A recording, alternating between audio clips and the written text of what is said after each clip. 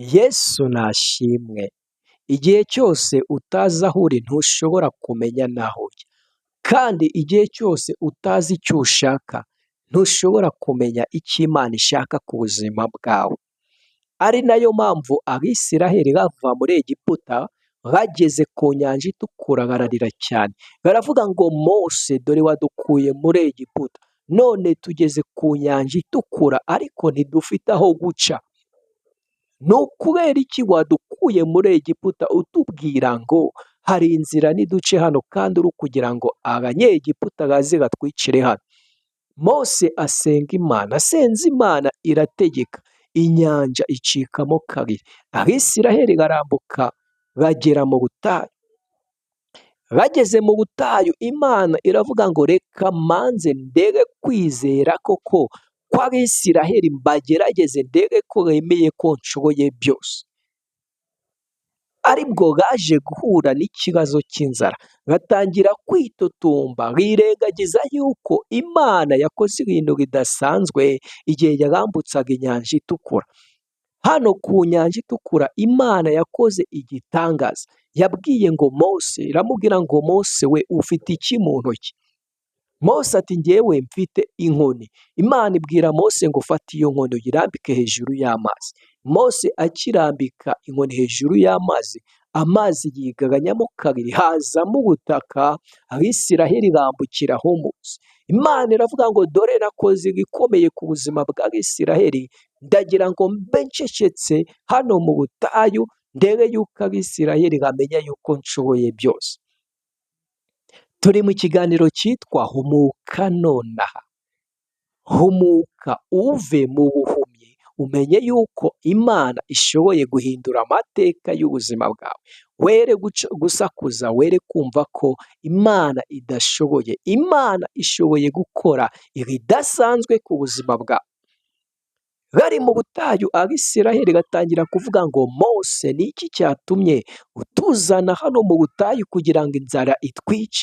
Ngo ibi birutwa nuko twari kuguma muri Egiputa tugateka inyama, abanyegiputa bakajya badukubita tukazirya ariko turi gukubitwa.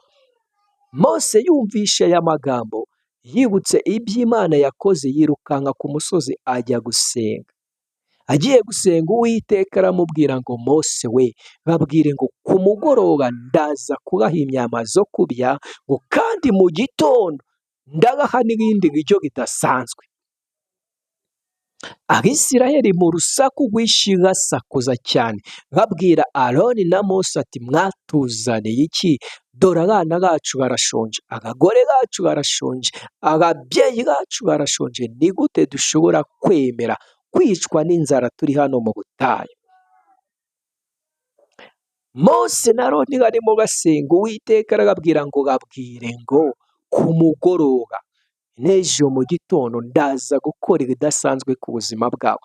Ndaza kubaha ibyo kurya, ndaza kubaha amazi yo kunywa, ndaza kubaha ibyo basabye, kuko nabonye kwivovota kwabo nsanga ntabwo baramenya kwizera yuko nshoboye byose. Reka dusome ijambo ry'Imana. Ni ijambo ry'Imana dusanga mu Kuva ibice 16 ku murongo wa 8. Ku murongo wa 8 harimo ijambo rivuga ngo Mose arababwira ati ibyo biri busohore ubwo Uwiteka ari bubahe inyama zo kurya nimugoroba. Amena. Mwakire ijambo ry'Imana. Mose arababwira ngo mvuye gusenga, mvuganye n'Imana yuko ibyo biri busohore, muraza kubona inyama zo kurya ku mugoroba, ejo mu gitondo mukabona n'ibindi byo kurya.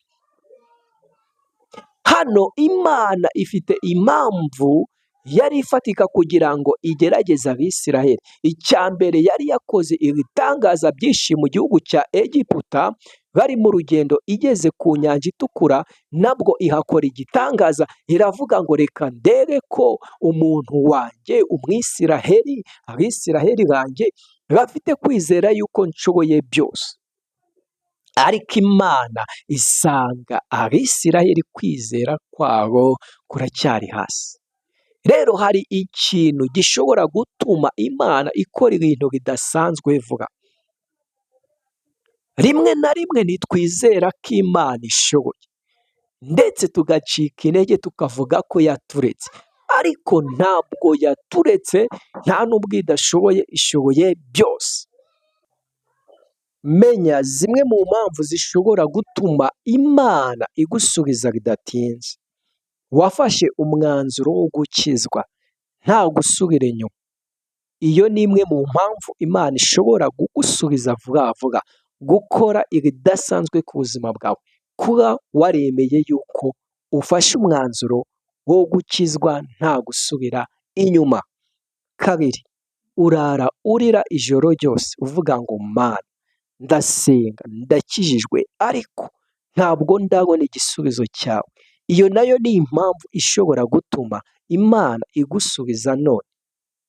Impamvu ya gatatu ni ukwivovota, ndetse ukagera n'aho umutima ukubwira ngo ariko ibyo urimo ntuzi ibyo urimo bireke, ngo subira inyuma, warayobye, ntuzagerayo. Iyo nayo ni impamvu ishobora gutuma Imana igusubiza bidatinze. Ikindi, utangiye gucika intege. Hari inshingano zimwe na zimwe ugenda wirengagiza bitewe n'ibyo ucamo, bitewe n'ibyo ubona. Ndagira ngo nkubwire ngo Imana ije kugusubiza none. Ntugikeneye kumva ijambo ry'Imana, ndetse n'abari kuvuga ijambo ry'Imana utangiye kumva yuko ari ubwesikoro, utangiye kumva yuko bidakora. Ndagira ngo nkubwire ngo ibintu by'Imana birakora. Rero menya neza ko Imana icyo yavuganye nawe, icyo yakubwiye, izagikora. Wowe ntucike intege, nturambirwe, ntuvuge yuko bidakora. Oya, ibintu by'Imana birakora. Iyo dusenga twuzura imbaraga zishobora guhindura amateka. Kandi kuba ukenye none, kuba wumva urwaye none, kuba wumva ukenye, nta kintu n'iki na kimwe ushobora gukemurira mugenzi wawe, ibyo bitumye Imana iza kugusubiza. Ibyo bitumye Imana iza guhindura amateka yawe bidatinze. Nk'uko ijambo ry'Imana ryatubwiye ngo Mose arababwira ati Imana yabyumvishe, ngo ndagaha igisubizo nimugoroba. Imana niguhe igisubizo nimugoroba. Imana niguhe igisubizo ejo mu gitondo. Imana niguhe igisubizo muri iki cyumweru. Imana niguhe igisubizo muri uku kwezi. Imana iguhe igisubizo bitarenze uyu mwaka. Akira ijambo ry'Imana. Ntukagende udakoze subscribe kuri Dukuzumuremyi Church Online. Niyo channel yawe nziza cyane ushobora gukuraho ibiganiro bituma amateka y'ubuzima bwawe ahinduka. Ujye ukunda gukora udacika intege. Ndakubwiza ukuri ko ejo hawe ni heza. Ejo hawe Imana izakora ibidasanzwe ku buzima bwawe, ihindure amateka. Rero turashimira abantu bakoze follow kuri TikTok. Muri agaciro kandi muri ingenzi ku buzima bwacu. Tumaze kugira abadiyakoni kuri TikTok bagera kuri 73. YouTube ni 28. Inshingano ni ugusharinga ibi biganiro mukavuga ko Imana ishoboye byose. Ndababwiza ukuri ko uku tuvuga ubutumwa baduseka babipinga, Imana bitarenze uyu mwaka iratangira ikora ibintu bidasanzwe ku buzima bwacu. Twebwe icyo dusabwa n'iki? Ni ukwihana tukareka ibyaha. Ariko ntidushobora kurangiza tutabwiye abantu basubiye inyuma, abantu bakeneye kwakira Yesu n'umwami n'umukiza, ngo musubiremo aya magambo. Imana ishoboye byose igaruke ku buzima bwanyu. Vuga ngo mwami Yesu, ndabizi neza ko nakoze amakosa menshi, ariko nsabye imbabazi. Mbabarira sinzongera. Imana iguhaye imbabazi. Izere ko Imana iguhaye imbabazi.